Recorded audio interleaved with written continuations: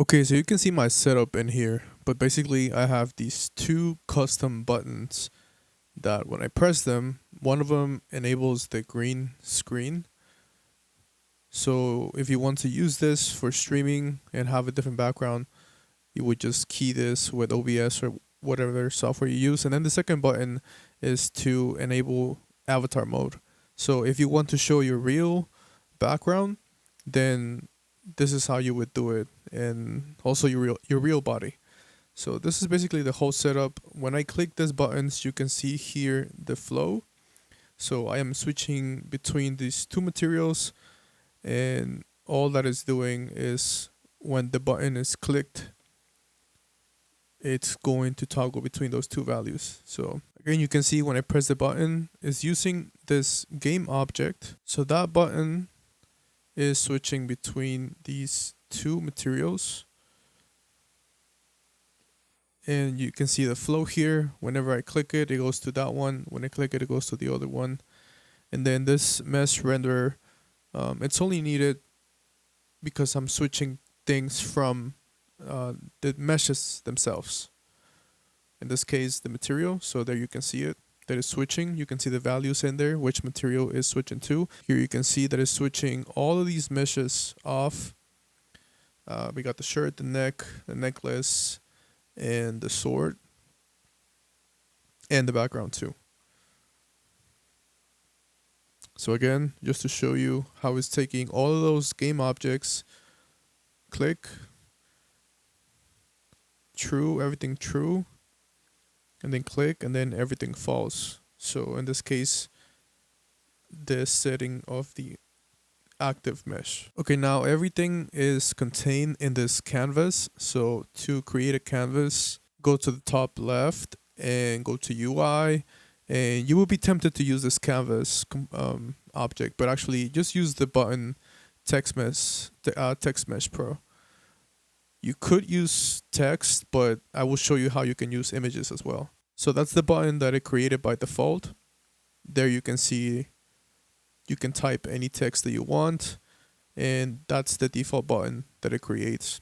So let me just make it a lot bigger. And again, you can change this text.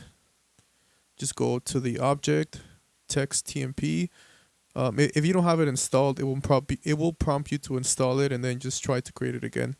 So here, for example, maybe something like play. But if you don't want it, which I don't in this case, I can just disable it, or you can delete it. So in this button, here you can see that you can change the UI sprite. And a sprite can be just a PNG image, but in this case it's using this image, and it's actually very small. It's like 32 by 32 pixels. So here are the icons that I downloaded, and as you can see, they have a transparent background. They are PNGs, but there's an important setting that you need to change in order to set them as sprites, because they are PNGs, as you can see right here. So select your image and make sure that the texture type is set to sprite to the UI.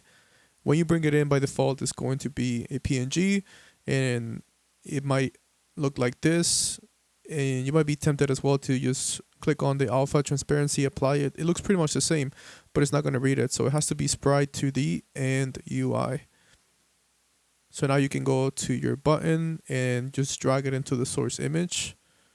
And there you can see that it's a sprite, and it's gonna show on the screen.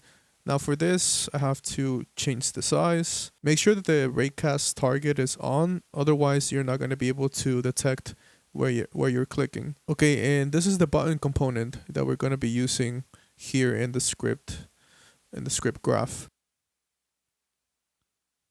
So let me show you how to create this from scratch. So you would just drag the object directly, and we're going to use this on button click event. So here's asking for the object that we just dragged, and there you have it. The next step, as you can see, is after the on button click. And for example, let me turn on and off this hair, and I will drag it as well. And because I want to turn it on and off, go to the game object menu, and we're going to look for set active, and you can see there that it says is a value type, so it's going to use a boolean like an on and off switch, or you can also search for it. Just type set active, and it's the same thing that I'm doing down here. So it's going to use that boolean, and you can actually click and drag and just get the boolean from there.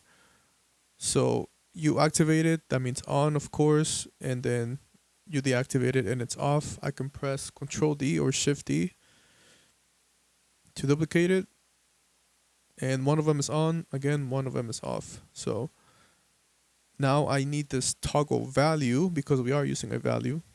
And okay, this button, when it's clicked, we want it to toggle. So we want it to switch between the on and the off value. So drag those and just attach them.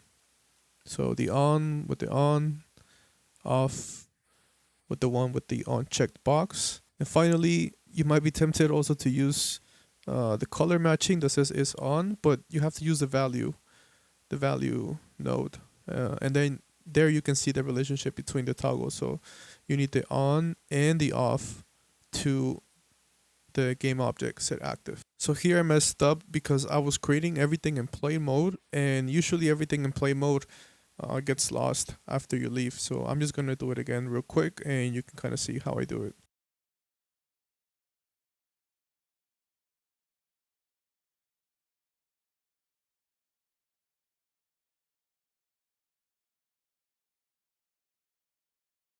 And actually, I copied those nodes before exiting play mode, just so I can just get them here. So just press Control C, exit play mode, and then you can Control V. And actually, let me use this other icon over here.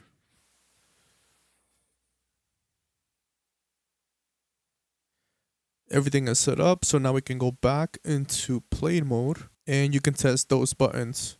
Again, that one is to toggle the mesh visibility. But you can do other things like changing the background, like I show you, and turning off other meshes for your characters and for your scene.